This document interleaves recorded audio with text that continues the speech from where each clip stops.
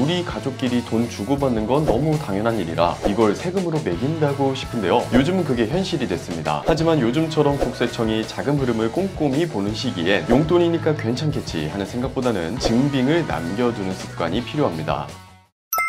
시니어 정보의 모든 것 걱정 마 오빠 첫째 아들입니다. 연휴가 있는 달엔 가족끼리 용돈도 주고 생활비나 선물 항상 오고 가는 경우들이 참 많죠. 그런데 요즘 세금 쪽에서는 이런 가족 간 계좌이체를 예전처럼 단순하게 보지 않습니다. 그냥 생활비인데요 라고 해도 세무서에서는 증여로 볼 수 있다는 겁니다. 따라서 명절마다 혹시 나도 걸리는 건 아닐까 하고 불안해 하시는 분들이 많아졌습니다. 그래서 오늘은 어떤 경우가 생활비로 인정되고 어떤 경우엔 증여세 폭탄으로 이어질 수 있는지 핵심만 정리해 보겠습니다. 본격적인 내용 들어가기 전에 구독과 좋아요 먼저 눌러주시고요. 그럼 오늘의 걱정마 엄빠 바로 시작해 보도록 하겠습니다.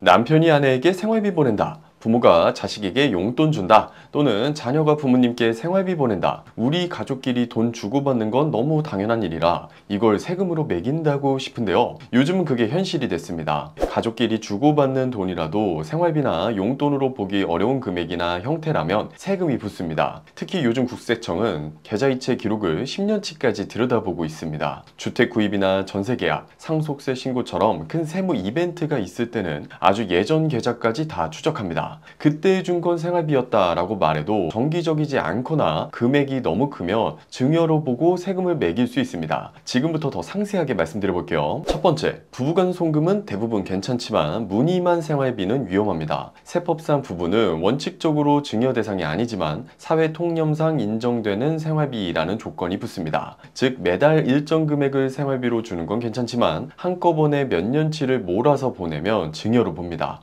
예를 들어 앞으로 1년치 생활비야 하고 한 번에 2천만 원을 주면 생활비로 인정되지 않습니다. 또한 주는 횟수가 지나치게 작거나 금액이 과도하면 무늬만 생활비로 판단됩니다. 남편이 아내에게 매주 200만 원씩 보내고 신용카드까지 같이 써줬다면 이건 생활비가 아니라 증여로 간주될 가능성이 높습니다. 사용처도 중요합니다. 생활비라면 실제 생활비로 써야 하는데 아내가 그 돈을 모아두었다가 주식 투자나 아파트 구입에 쓴다면 이건 생활비가 아니라 증여로 봅니다. 물론 부부간에는 10년 동안 6억 원까지 증여세 면제 한도가 있긴 하지만 집을 사거나 상속세 신고처럼 세무조사가 생기면 과거 내역을 전부 확인하기 때문에 안심할 수 없습니다. 두 번째, 자녀에게 주는 용돈도 구분이 필요합니다. 소득이 없는 자녀, 예를 들어 대학생이나 미성년자에게 주는 용돈은 증여로 보지 않습니다. 하지만 직장을 다니는 성인 자녀에게 돈을 보내면 이야기가 달라집니다. 이미 자기 수입이 있는데 추가로 부모가 매달 송금하면 세무조사 때 이건 생활비가 아니라 자산 이전으로 보고 증여세를 물릴 수 있습니다. 특히 요즘은 10년간 증여 내역을 합산해서 계산하기 때문에 한 번 한 번은 금액이 작더라도 10년 합계가 커지면 증여세가 붙을 수 있습니다. 따라서 용돈이니까 괜찮겠지 하는 생각은 버려야 합니다. 세 번째, 부모 자식 간 돈을 빌리는 경우입니다. 빌린 거지 준 게 아니잖아요. 이렇게 말씀하시는 분들 많습니다. 하지만 세법상 부모 자식 간 금전 거래는 원칙적으로 증여로 봅니다. 단 진짜 빌린 돈이라는 걸 입증해야 합니다. 방법은 간단합니다. 차용증을 반드시 써야 하고 세법상 정해진 이자인 연 4.6%를 지급해야 합니다. 예를 들어 자녀가 부모에게 2억 원을 빌렸다면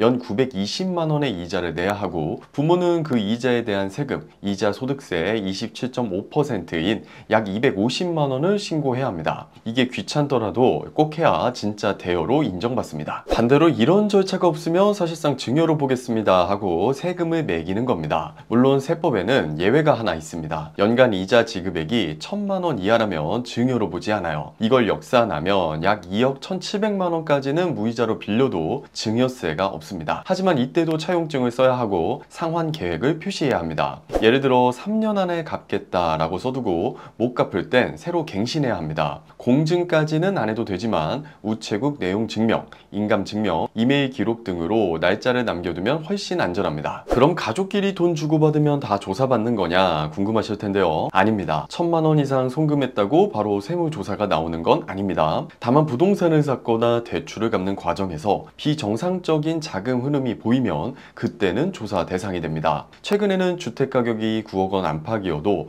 자금 출처 소명을 요구받는 사례가 늘었습니다. 예전엔 강남 아파트만 조사하던 시절도 있었지만 이제는 수도권 일반 아파트나 전세 보증금까지도 꼼꼼히 보고 있습니다. 또 흔히 10년 지나면 안전하다는 말도 절반만 맞는 얘기입니다. 원칙적으로는 증여 후 10년이 지나면 과세가 어렵지만 가액이 크거나 고의성이 드러나면 예외 없이 추징할 수 있습니다. 특히 부정행위가 확인되면 안 날로부터 1년 이내 언제든지 세금 부과가 가능합니다. 엄빠님들, 오늘 내용 한마디로 정리하면 가족 간 계좌이체가 무조건 세금 대상이 된다는 건 아닙니다. 하지만 요즘처럼 국세청이 자금 흐름을 꼼꼼히 보는 시기엔 용돈이니까 괜찮겠지 하는 생각보다는 증빙을 남겨두는 습관이 필요합니다. 차용증 한 장, 송금 내역 한 줄, 이런 게 나중에 내 재산을 지켜줍니다.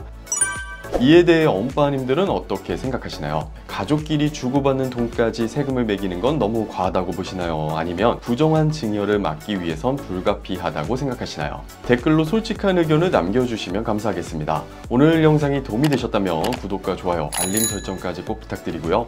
다음 영상에서 더 알찬 정보로 다시 찾아뵙겠습니다. 감사합니다.